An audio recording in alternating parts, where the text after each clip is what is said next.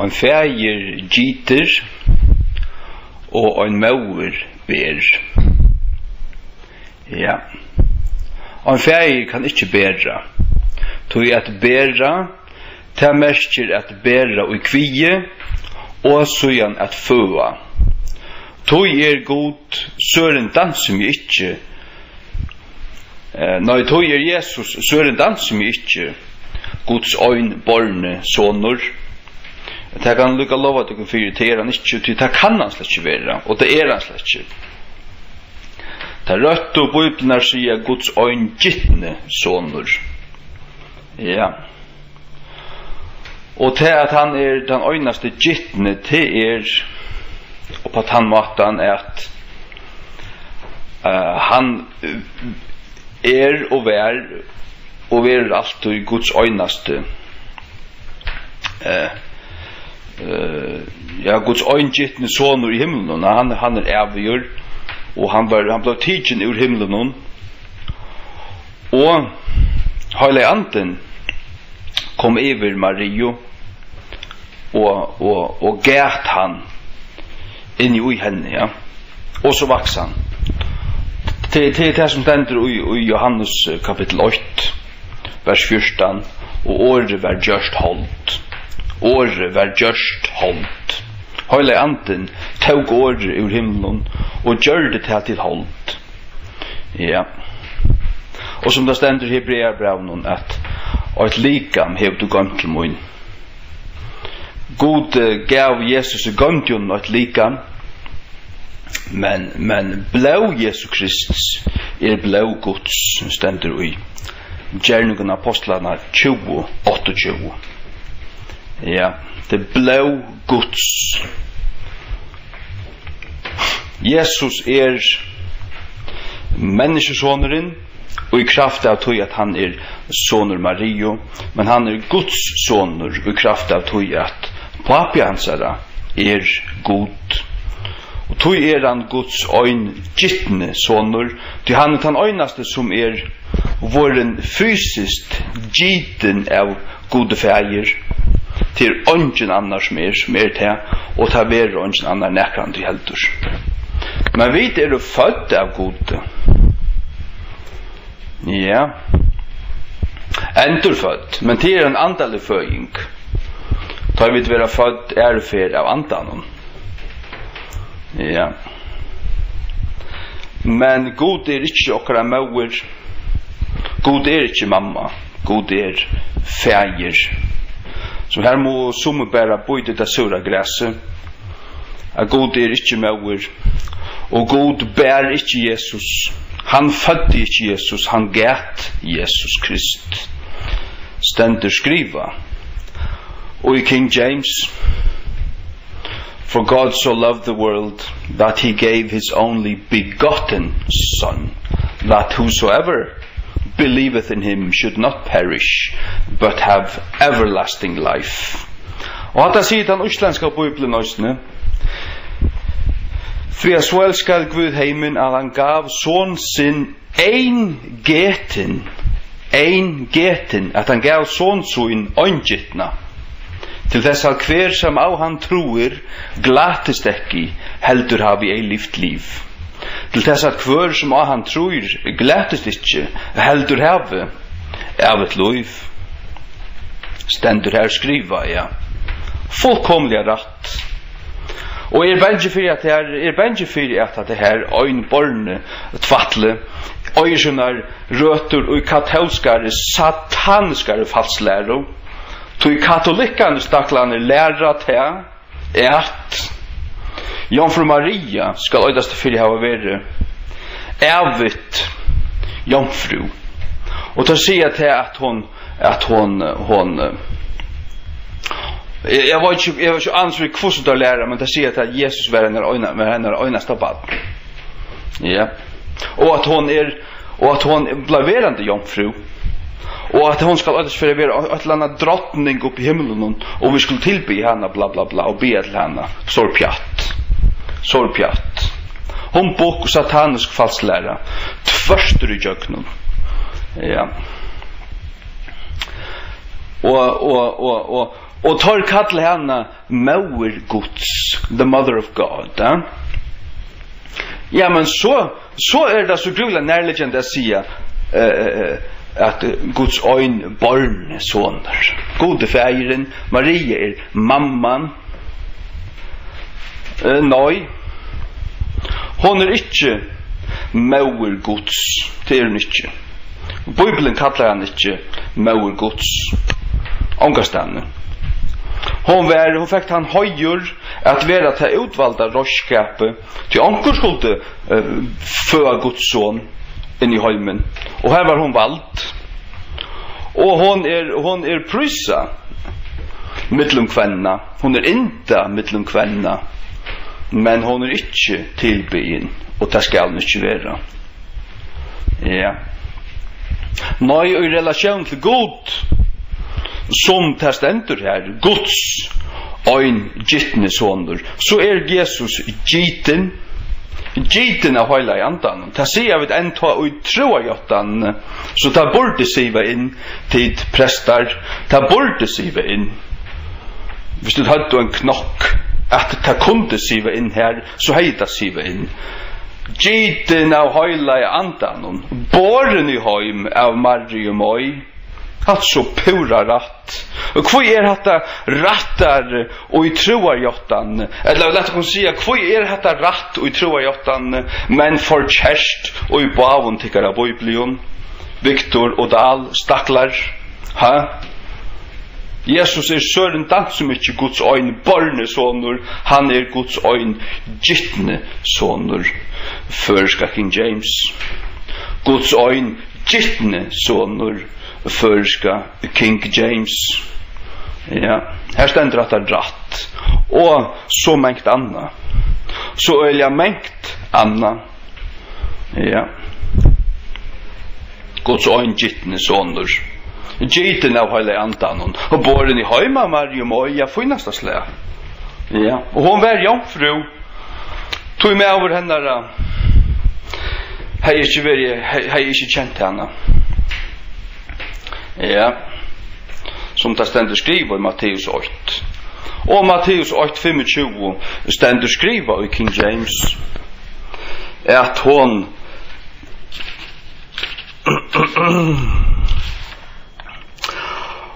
Matteus 8:25 24 og 25 Josef verande røstur fra svøvnen gjørde ta en så angel herrans heie boi honom og tog til sin konusøyna og kjente henne ikke fyrr enn hun heie båret fram sin fyrsta fødda son og han kallar navn hans Jesus sin fyrsta fødda son. Ja, hatt året manglar og i baven hinnon og Biblion og i Gasareion. Fyrsta fødda. Jesus var fyrste fødda til Mario og hon åtte fullt av ørenbødden av baven kinnon. Ja, Jakob, Joses, jeg vet ikke hva det Judas at øyn. Jesus hadde nekva brøver. Men Jesus hadde han fyrste i avdøymene. Og Maria ikke goddommelig neka som helst. Jeg behøver ikke. Nei. Jeg behøver ikke. Hon til stendig skriver at hon måtte offra fyrir rønnsansøyna. Ja, og her stendig det rønnsan hennara medan hinna Bibelen sier rønnsan torra. Så lågt der to. Men King James sier rønnsan hennara. Hon skulle bæra fram fyrir rønnsan søyna. Ikke Jesus, nei. Jesus bjørste omkant til bæra fram nekka som helst. Han bjørste ikke brug for nekka rønnsan, noen offre her på et. Nei. Han var kommet Guds syndafruja, plettfruja lamp til at offra seg sjálvan. Øyna fyrir atlar. Ja. Og hever du han, så hever du ikke bruk for nøkron øron, kvarskje offre, edla halgemenne, edla Jomfru Mario, edla kyrkjebibel, du skal bare heva King James bibelna, og så hever du alt. og pløa henne jøgnon, og lese henne, og etre henne, og gøyme henne ut i hjärsta, så hever du sannløygan, og så sparskar du liknande perflux av pavan til, og i Jesu navn. Til akkurat det. Og Lukas 2, 33, og i Jesu navn. Halleluja. Ja. Lukas 2, 33, og Josef og Mauer hansara undravast av torloter som var talar om han, sars du. Josef og Mauer hansara. Josef var iverhøver ikke fægir Jesu Kristus. Han er ikke ved å gjøre. Han slapp å passe på han så dumt inn i midtelen. Ja. Annars var det Høylig Anden som hans eller pappe. Ja. Her stender Josef og Mauer hansara. Marie Mauer Jesu. Ja. Altså blau Guds sonar dyra bara blau hevur X-kromosome fra Mario og Y-kromosome fra Høylaja Andanon. Tog det Guds egna blau som kjøpter vi. Og to, om du vorsta eller ikke røyder til å takke imot det, du gjør det for sånt. Du gjørst du det ikke, så først du etter høtten nyer i helvete, hean du kjemur omgang du oppatur. Så vi røyder til å takke imot det, du frelso som tærer bøyen, og i det. Gjerningar apostlarna 20:28, djev gætur etter til sjálvun og etter öllum fylgjenun, iver kvørst Høylig Anden hever gjørst tykken omsjønner menn, at føa kyrkju Guds, som han hever kjøpt, vi søgnun egna, blaue, ja, hatt det som stender i teksten, ikke som en fotnota, etla Guds blaue, som handret hava Guds. Nei. Ikke så pjatt. Her han rette lesehotteren, han optimale, mest godsærande, beste, rattaste, etter til røtte linjene til antiokisko, bysantisko linjene. Han bruktor, hitt sparska perflux ut nere i Vatikanen, nere i Alexandria, og i sørste enda nere til helvedes, og i Jesu navn. Og til røtte år Guds stand og alle linjene, og her ikke klampor, ikke etla, ikke iva år om nekka som helst. Det som stender og alle linjene, det Guds år, take it or leave it. Til akkurat det. At lykkane stakklaner læra til at Maria skal øytast fyrir å vera det som tar kalla av enskun co-redentrix. At hon skulle hjelpa til i frelsearbeidet på en eller annen måte. Jeg tror at det fullstendig fablar til å ha ur enda i annan. Man protestanter så viser man dem reiv som Luther og hinner, og man hever ikke vittar å gjøre iverhøver. Man vaskar sånne henter av dem og kallar at det høytnan totalan høyendom, fullkomliga som godkjemmer at øya, fullstendigan. Ja. Og i Lukas 2:22 her stendur ta i røntsanar det hennara. Hon har ju bruk för röntsan framme för Herren och templen. Hon har ju röntsanar det samsvärande vid lov Moses var fullförder. Förde till han till Jerusalem att framsätta han framför Herren. Ja. Till akkurat det här tid. Hon har ju bruk för röntsanar dövon. Hinnar bibeln säga, ta i röntsanar det är torra. Är med?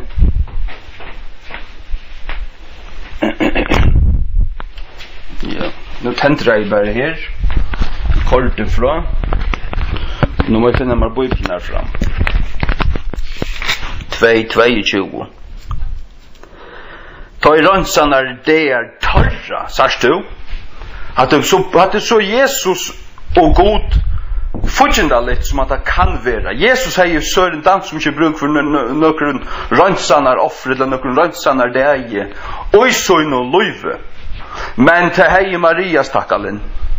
Hon var född i synd och var en syndare akkurat som är to. Själv God har valt henne ut och hon var högt inte mittlom kvinna. Högt tokna mittlom kvinna. Av god. Det god har valt henne ut till en slukan höjur att bära sån gods och i heim. Och hela anden skulle komma över henne. Och god skulle vara hans färger. Och hon skulle få att han höjer att vara mauer människosonarens. Ja. Sjåvande har Jesus en mamma. Hon är som så hans mauer. Men bära kvärt vi viker. Köten hon. Efterhållten hon. Och inte anna. Och hon var en syndare. Akkurat som är to. Som måtte vara vaska vid Guds sonar blåe. Ja. Hon måtte vara frälst. Hon måtte tryggva sin son för att kunna vara frälst. Hej hon inte görs det. Jag såg en färg i helvete. Lika som öjne för annar. Som vräkar frälsarna god bojer och i sinnesöjnen i hans har fullgjorda verset. Ja. Till akkurat här tid. Till akkurat här. Ja. Det är bara 8 navn under himmelen och givet mittel manna. Vi kvarjon vid må vara frälster. Det är bara 8 navn. Ja. Det är så dans som inte Jomfru Maria eller något halvgemänne eller paven eller näka som helst. Men det är Jesus Kristus och han öjer du eller han öjer du inte. Det är inte till att du höjer till näka stande eller att du gånger näka stande. Men det är trust du och hans eller fullgjorda verk eller trust du inte. Tek du mot i honom eller vräka du han.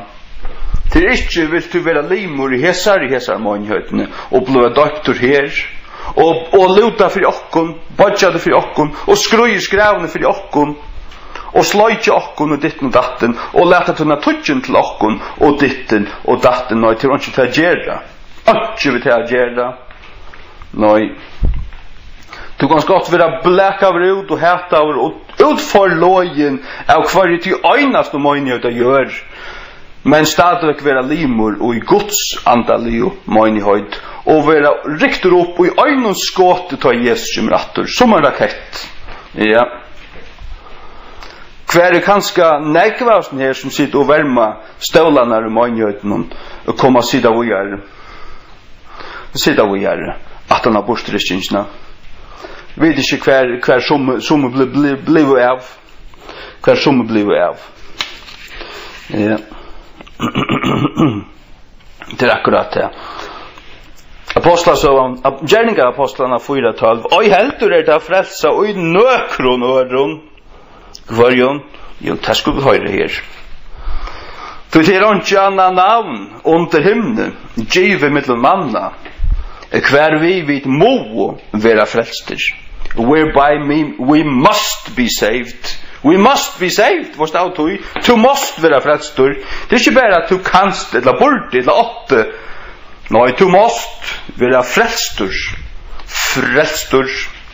Ja. Hvordan er du frälstor? Jo, vi har takk imot Jesus Kristi. Honom som God gav. Guds evige son. Ja, han var til, og hever alltid vært til, øren person i tre øynhøytene, og honom som kom nyer ur dultene, avkladde seg Guds mynd, han var ur Guds mynd, så han var god, og god, og kom nyer, og tog og passe, var gjør det lykker mannen, kjennet, og tog og passe tænere mynd, og var lojen, holdt til deg, ja til deg, og krosse, halleluja. Filippi 2, la oss komme ferdig her. Og en av veien, omgengende. Og i Jesu navn. Filippi 2. Fra vers 5. Lät jeg henta ho være uitekken som òsne vær i Kristi Jesus. Kvør, verande i forme Guds, helt ta ikkje råan, at være jaunur vi god, hvor jo tog ta væran. Han var i forme Guds. Hvis du i forme Guds, så du åkt vi god, så du god. Og han helt ikke råan å være jaunur vi god, hvor jo tog ta væran, og ta han. Men gjør det seg sjálvan av onken omdømme. Han gjør det seg sjálvan av onken omdømme. Han lakka i seg. Og tog på seg formen av en tænare. Og var gjørdur og lykløka manna. Han var gjørdur, han gjørdes ikke, men han var gjørdur. Hvor gjørde det? Høyla i anten gjørde det. Ta i han kom og på Mario, kraftens haksta, og hon var vid baden. Og han høyla i loter som fødder var av henne, var kattlavur, sonur Guds. Ja, tog ta han. Halleluja. Og verande funnen og snige som mævur, ei mukti han seg sjálvan, og gjørdes lujen et deia, enn ta deia krossins.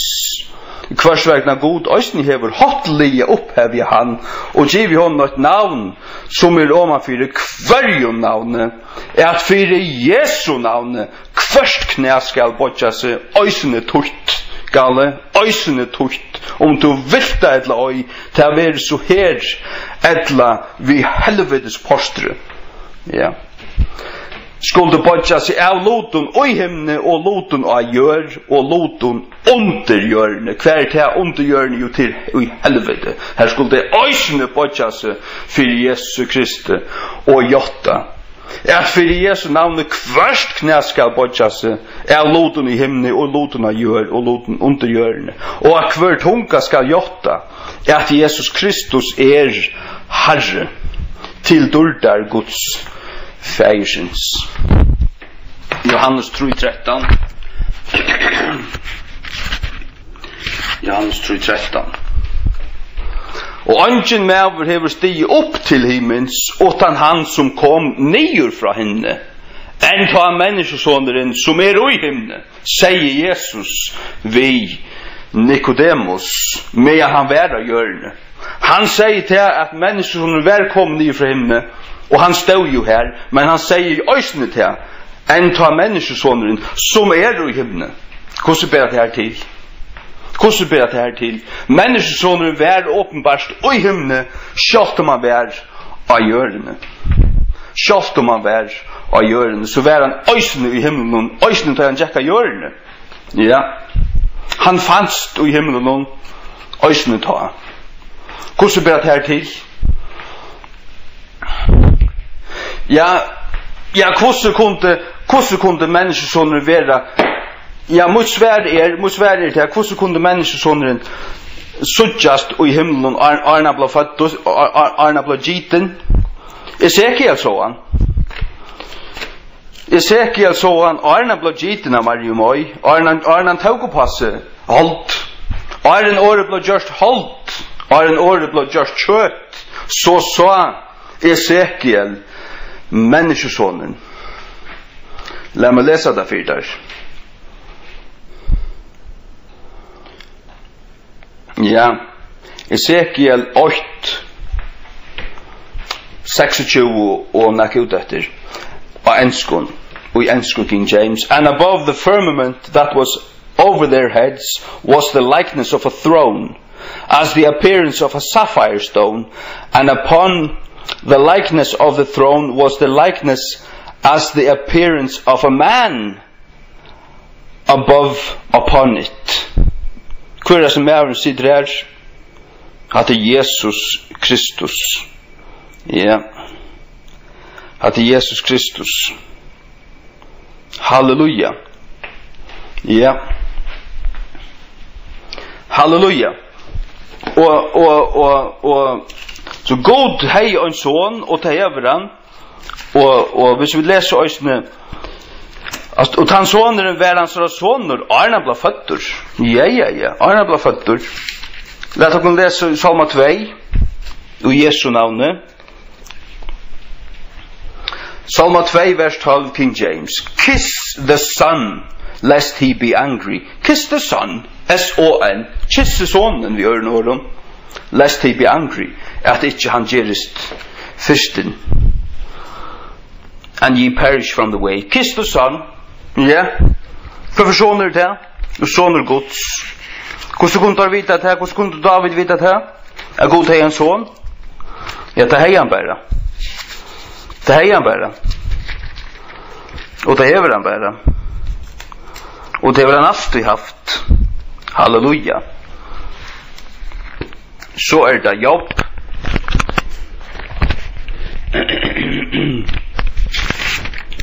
Jobb. Lät mig sutja.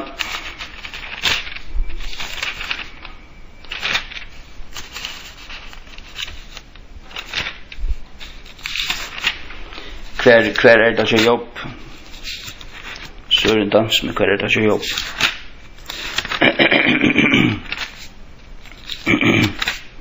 Boja mer.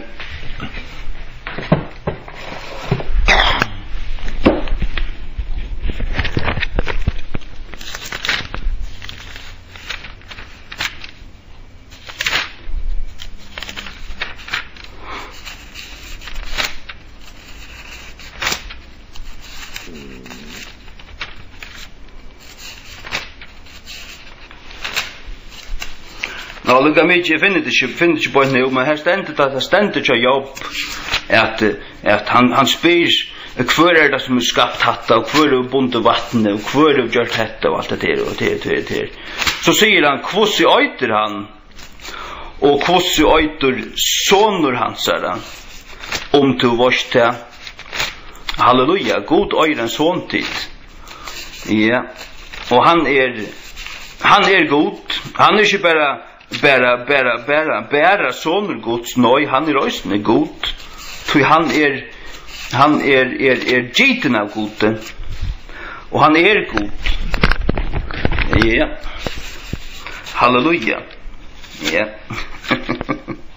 det er akkurat hva det er, akkurat hva han er, ja, hvor gomst man seg til å finne det på en og sier, hvordan øyder han og hvordan øyder soner hans er det, du varst det. Ikke?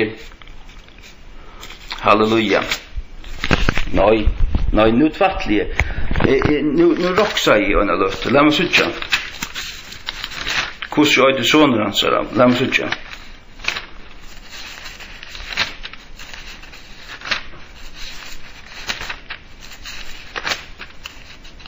Halleluja. Ja, jo, at det stendet seg jobb i Fandabergen. Alt som er damer til at jeg ikke finner nekka. Kanskje ikke livet ut. Jeg skal finne det. I Jesu navn. Halleluja. Jesus gav hjelp meg å finne det her. I Jesu navn. Ja. Hvordan øyder han og hvordan øyder soner hans er det?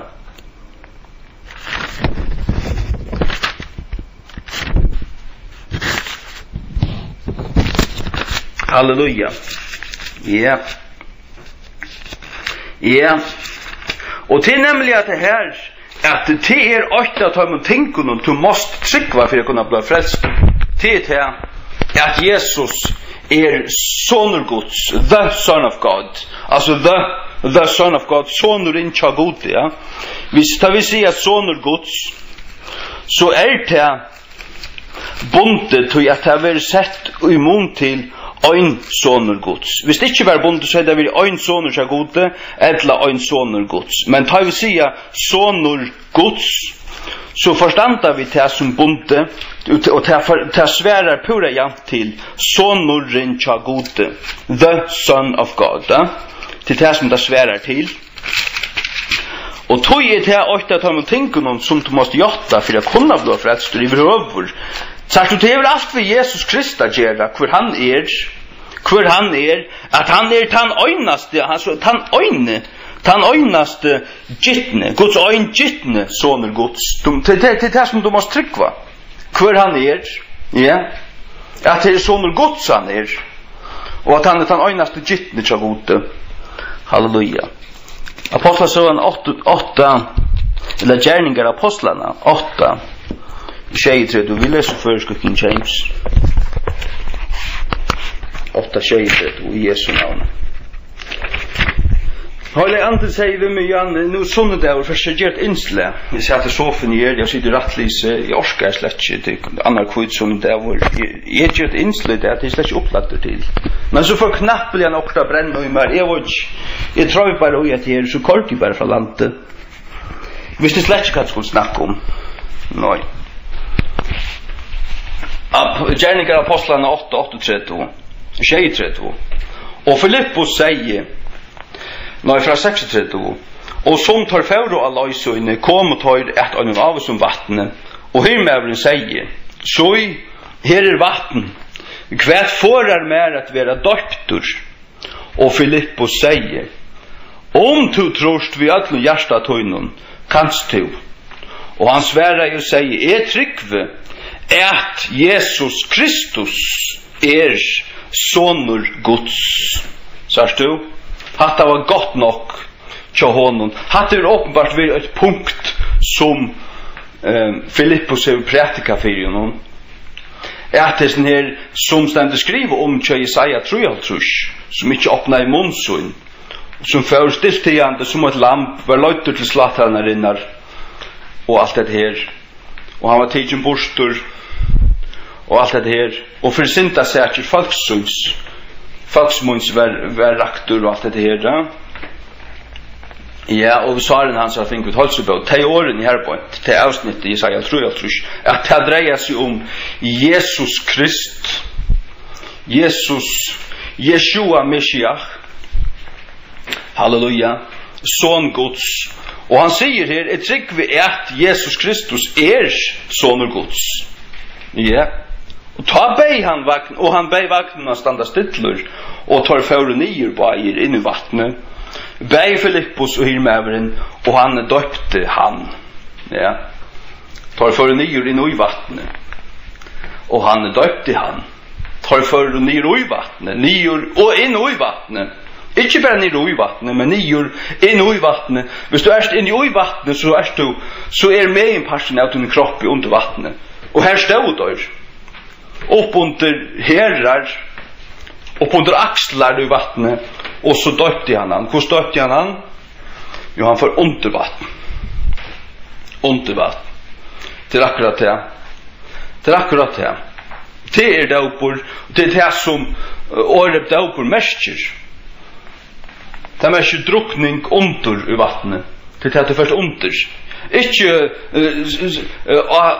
avslettur vi noen dråpen i røystean slett ikke. Og det var frelstur enn da. Det var slett til. Jeg trykker at Jesus Kristus sonur Guds, ja. Det nemlig at det. Det det som du må trykke på. Og så fører vi til Johannes, første Johannes brev. Første Johannes brev, bøy mer. Ja, halleluja. Første Johannes brev. Ja, ikke Første Johannes brev 5, vers 20. Ikke vers 20. Og vi vita at sonur Guds kommen. Sonur Guds kommen. Han som var i himmelen. Han som Esekiel sa. Han som Jobb talar i om tid, som Jobb talar i om, hvordan øyder han og hvordan øyder soner hans. Jeg skal skriva det under kjeldenar så du kunne slå det upp. I morgen att det ständer tja, jobb, 30 till hela. Vi ska finna det. Det bara det är slett 24 år till att här. Korte bara för landet. Och vi vet att sonur Guds kommen och över givet oss en fätan. Att vi med känna han som sannor och vi i honom som sannor än ta i sin ansar Jesus Kristus. Så stendur hesen hin sanne god og evet liv. Hvor hin sanne god og evet liv? Hvor? Ja, kvann hever han akkurat nevnt. En ta i sin hans Jesus Kristus, det var det som han har sagt på point og æren. Ja, hvor så hin sanne god og evet liv? Ja, det spurningeren. Jesus sier sjálfur, hetta evet liv, eller hetta det evige livet, at kjenna til. Men så sier han, å han som du har sendt, Jesus Krist. Sørst du? Ja. Til lykkan han som feiren sendte, Jesus Kristus, han øysene god. Og ta Jesus gav sitt liv, at kjeipa okkon, ta vær til Guds liv, og ta Jesus let sitt blå, at kjeipa okkon, ta vær til Guds blå. Gjerningar apostlene 28-20. Halleluja. Ja. Hesen hin sanne god og evet liv. Det har vært jobb. Nei, ikke det har vært åretøkenen. Jeg helt det var bønt årensalmaner, det var bønt 18 salmaner. 2 fører skøyver i annet. Åretøkenen 30, 4. Who hath ascended up into heaven, or descended? Hvor stig upp in i himnanar? Det in i himmen, etla stig nyer. Who hath gathered the wind in his fists? Hvor sauna vinden og i nevarsunar? Who hath bound the waters in a garment? Hvor bunte vattnen i et klæje? Who hath established all the ends of the earth? Hvor grundfest? Eller grundlagt? Endar allrar gjerrarinnar. Eller endar gjerrarinnar. What is his name and what is his son's name, if thou canst tell? Kvært navn hansara, og kvært navn sonar hansara, du kanst sia det. Halleluja. Kvært navn sonar hansara. Hette skriva 900 år fyrir Kristtid. 900 år. Åren året var gjort holdt. Så hei god en son, og hans soner var ikke bare Guds år, lukka som inspirera, som feik bare vinden under årsta, som ikke hei nekkan substans. Nei, han hei substans, evian substans, tog han evig god. Hesen vi lauser det her, Johanne. Hesen hin sanne god og evet liv. Hvor hin sanne god og evet liv? Ja, skriften sier det. Og han har akkurat nevnt Jesus Krist, så til han som hin sanne god og evet liv. Som testamentet skriva. Han som hever sonen hever liv. Han som hever ikke god son hever ikke liv. Steindeir, tverstur i jöknun, tverfyr i jöknun. Steindeir som en deg kyrkjerotta av kyrkjetrappene. Ja. Kanst vera badnadøytur, du kanst akkurat ha vært til altars. Du kanst ha fyrir frelsens hånd lagt av ditt høyt. Du ikke frelstur? Ja, så du ikke frelstur. Og tog røyder til at takk imot Jesus Kristi bøyna veien som tog noen personlige frelsere, så at du vil vi mer og øron som kjøttfæra som raketter opp etter til Jesus okkara bruggam i himmelen. Halleluja. Tenk da livet heter det, etter akkurat det. Jeg skal lese det for deg, så jeg skal ferdig lese det for deg. Folk tror ikke langer på bortrykkelse, åpenbart. Jeg trykker på bortrykkelse, jeg vant det kjøtt. Rettelig kjøtt. bortrykkelse. Jeg vil riktig bortry igjen. Riktig bortry igjen. Og ja, man finner det igjen. Vi fører King James. Det er bare alle mulige veier, det som inspirasjonen det er bare. Det er bare som vi føler kraften truster. Hvis kraften truster øyn ved, så fyllt ikke bare etter og Jesu navn. Ja, og den kraften til høylig andans vinter. Jeg er stadig på noe annet. Fyrre Thessalonika brev 4, fyrstand til 18. Tog om vi tryggva at Jesus døg og røys atter, enta så tøyr òsne, som sov i Jesus, vil God føra vi honom. Tog hetta sia vi tikkun vi åri herrans, at vi som av løyve, og vera verande fram etkomo herrans, skulle ikkje vera fyrre enn tøyr som sova. Tog herren sjálvur skal stuja nyer fra himne, vi øynun råpe, vi rødde erska angelsins, og vi basun og gods. Og hinner deg og i Kristi skulle rysa fyrst. Ta skulle vid, som og aløyve og og etter, vera rikter opp, saman vid tøymon og skudjonon, at møte herranon i luftene. Og så skulle vid ever vera tja herranon. Kvars vegna troste hver annan vi hesun åren. Ja. Det kommer å komme en dævor her som Herren kommer å støya nyer av himmelen, og det kommer å ljøa en lover, en basuna fra høvesønkelen. Ja, og Herren kommer å støya nyer til skudjene, ikke for nere hjørne. Han skal ikke åkne opp, og det kommer å genga fyrir seg ut til rettjefylsen at de som sover i Kristi, de kommer å vakne opp. Og så tog jeg teg fær opp etter, så var det vidt øysene rykt opp. Men teg fær fyrst, åpenbart, til det som stenter. Nå ser man vidt høymon. Ta skulle vi som av løyve og etter, være rykt opp. Ser man vidt høymon, ja. Ser man vidt høymon stenter her. Ser man vidt høymon. Og i skudgenon. Det ikke sier skudgene vi sutja, sier nei, det okkara opprørsning, okkara bortrykkelse, være som Jesu Kristi bortrykkelse, og det var et skudg som tog han ur eggsjøen torra, men det skudget heilig andans kraft. Det skudget ikke et vattenskudg, et naturligt skudg, nei. Det var heilig andans kraft som kommer rikja med bortur rettelig kjøtt. Halleluja. Ja, øyne av sin døvnum.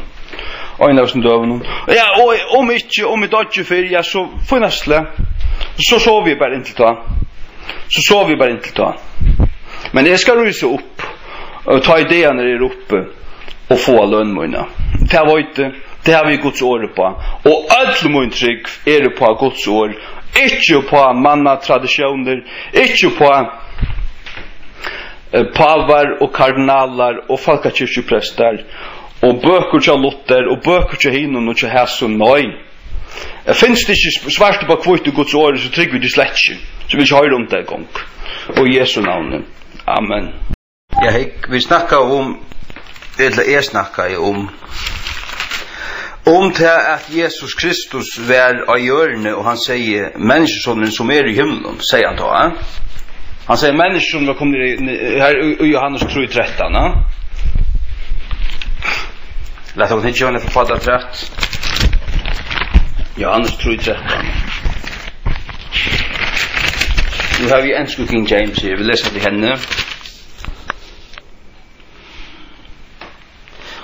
And no man hath ascended up to heaven, but he that came down from heaven, even the Son of Man which is in heaven.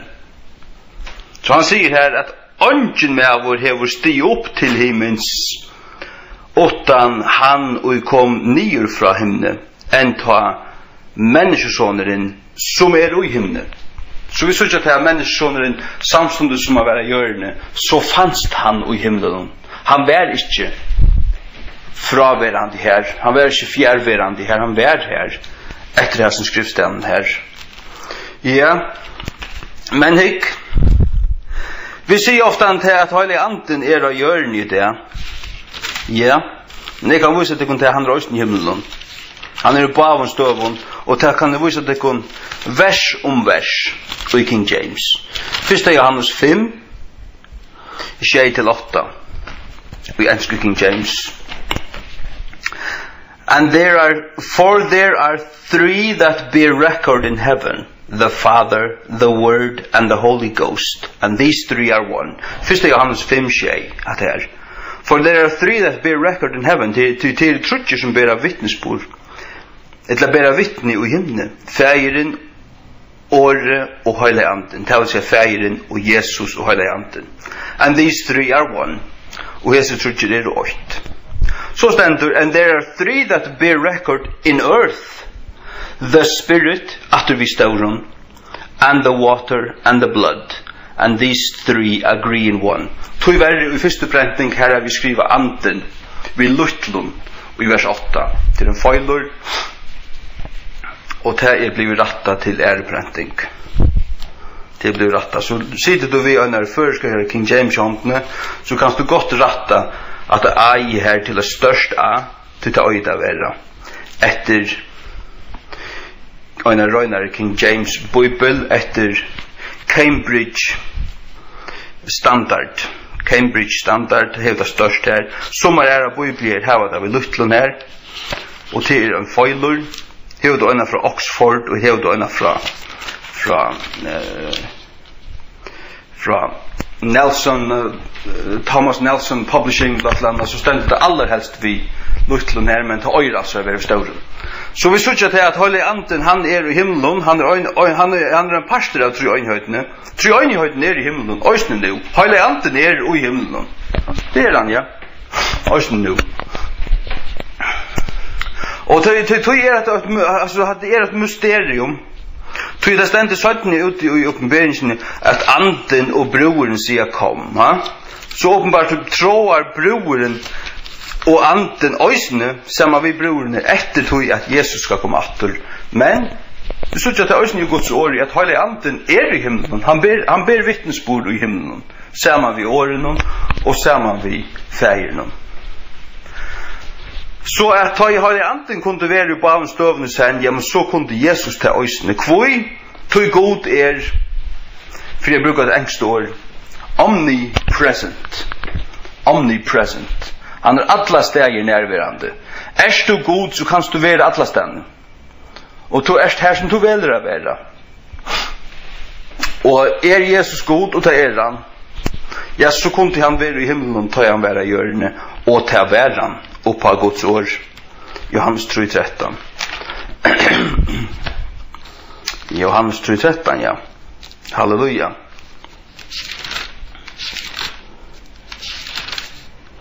Halleluja tid.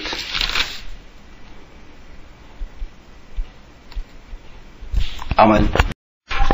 Så kommer en spørninger, kommer til Moina, at nu har vi citeret Filippebrev 2, om hvordan Jesus var i Guds mynd, og han avkladde, jeg kan lese det etter, Filippebrev 2.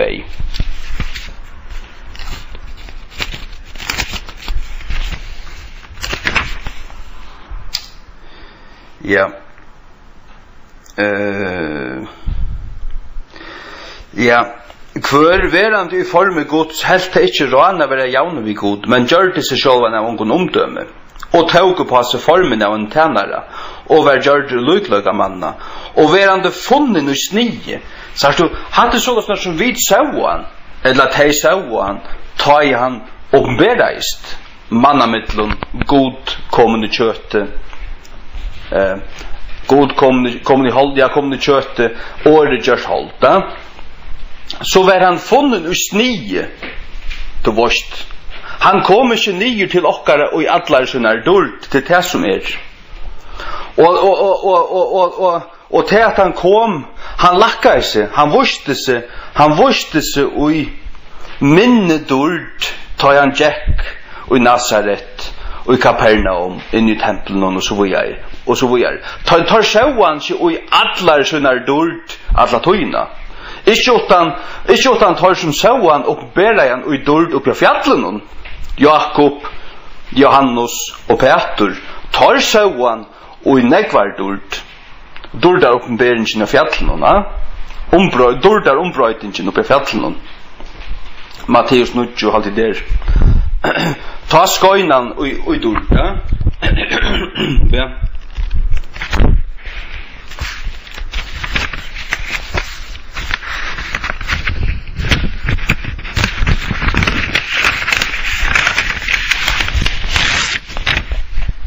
Nei, Matteus 16 det, ja. Matteus 16.